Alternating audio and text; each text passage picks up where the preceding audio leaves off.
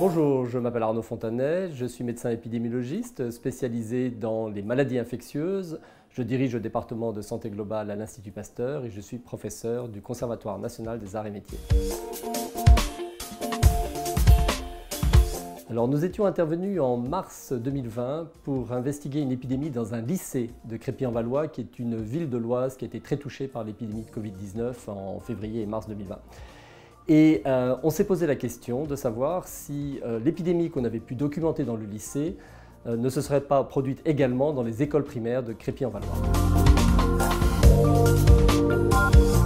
Alors, dans l'étude que nous avons menée fin mars à Crépy-en-Valois dans les écoles primaires, on a tiré 3 enseignements principaux.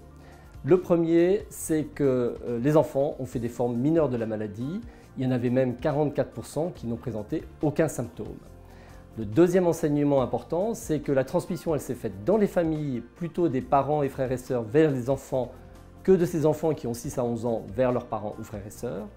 Et puis le troisième enseignement, c'est qu'on a pu documenter 3 introductions du virus dans les écoles primaires de Crépy-en-Valois avant la fermeture des écoles le 14 février. En fait, les écoles n'ont jamais réouvert car il y a eu d'abord les vacances scolaires et puis ensuite le confinement qui a été mis en place très tôt à Crépy-en-Valois dès le 1er mars. De fait, on n'a eu qu'une fenêtre de 15 jours pour étudier si le virus aurait pu éventuellement rentrer dans les écoles. Et là, il y a eu 3 introductions qu'on a pu documenter raisonnablement et on n'a trouvé aucun cas secondaire, qu'il s'agisse parmi les autres écoliers, les personnels enseignants ou les personnels non enseignants de ces écoles primaires. Cette étude elle est globalement rassurante.